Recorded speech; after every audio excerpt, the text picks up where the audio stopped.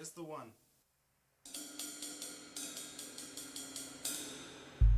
I was going out with this young girl named Carrie.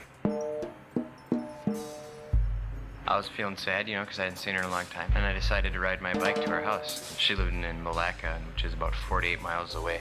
And I didn't know how to get there, so I just looked it up on a map, and I found probably the longest way I could have taken to get to Malacca. So I'm starting from Blaine, 117th, I believe. No, Polk Street. No. I don't remember which house it was. I left at 6:30. I hadn't slept the night before. You start thinking real fast. I don't know if it's because of adrenaline or... The only bad thought I had in my head was that maybe it would freak her out that I rode my bike that far. So I just started riding my bike. But it doesn't work very well. The chain will mess up.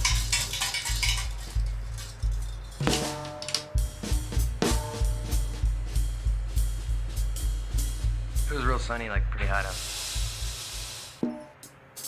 I'd stop, and stretch my legs and look at these people's houses and wonder, what they were like, and if they'd let me come in and use their phone. Kept on riding my bike and, looking at the ground, just kind of looking at how trippy it looked or whatever, because it, kind of ended up looking like frame by frame.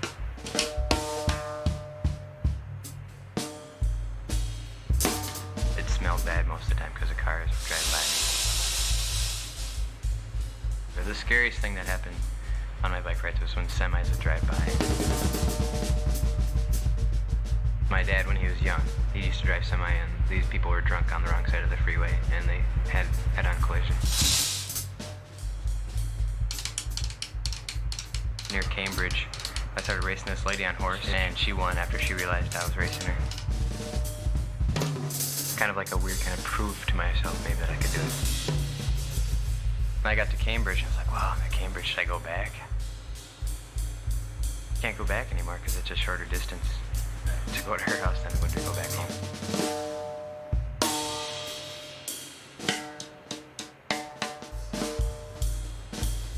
Kept on riding my bike. Most of the time what I saw was flat plains and houses. I got off my bike while I was going on the way, and because I'd been on my bike for such a long time, when I got off I started falling around and stuff.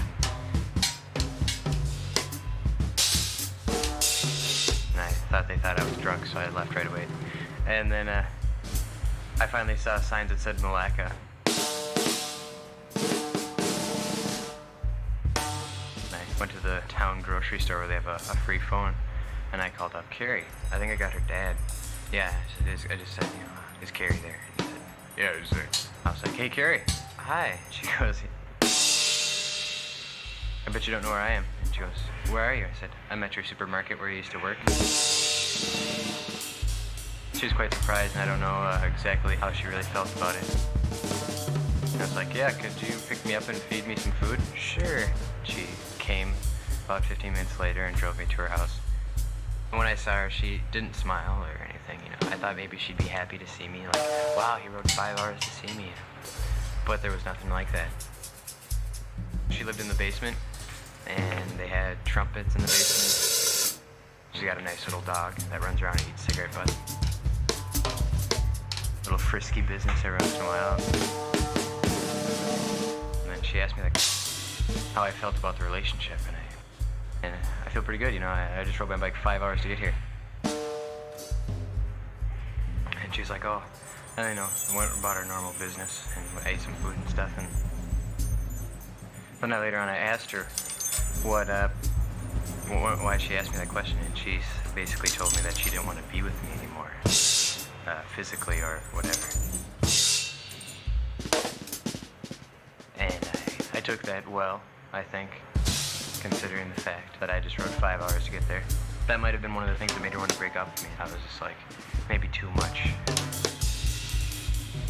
And she seemed very upset. She started crying and stuff.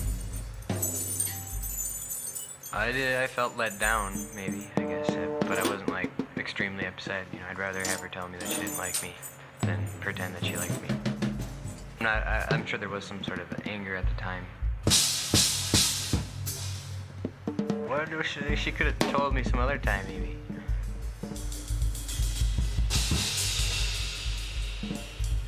So she was crying. And then when it was time for me to get home, she decided that she didn't want to drive me all the way home because her car's a piece of shit. Dad had just re-hauled it or re-overhauled it or overdone something. I think he basically gave it a new engine. So she drove me about a little bit less than halfway home. And I got off my bike on this 169, I think it was.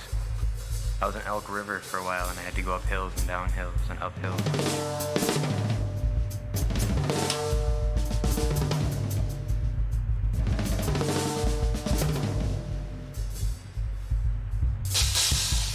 Came to a rest stop and there was this old guy walking around with a happy smile. Just kind of, he looked at me and he winked at me and then he went in the bathroom.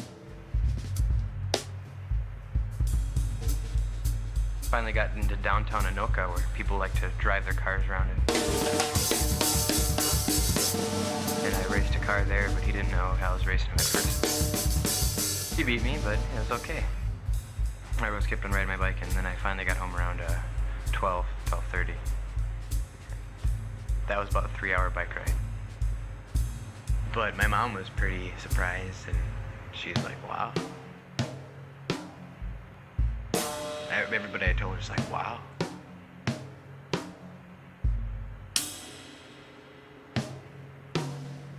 Gary's parents are like, yeah, I heard you did some bike ride.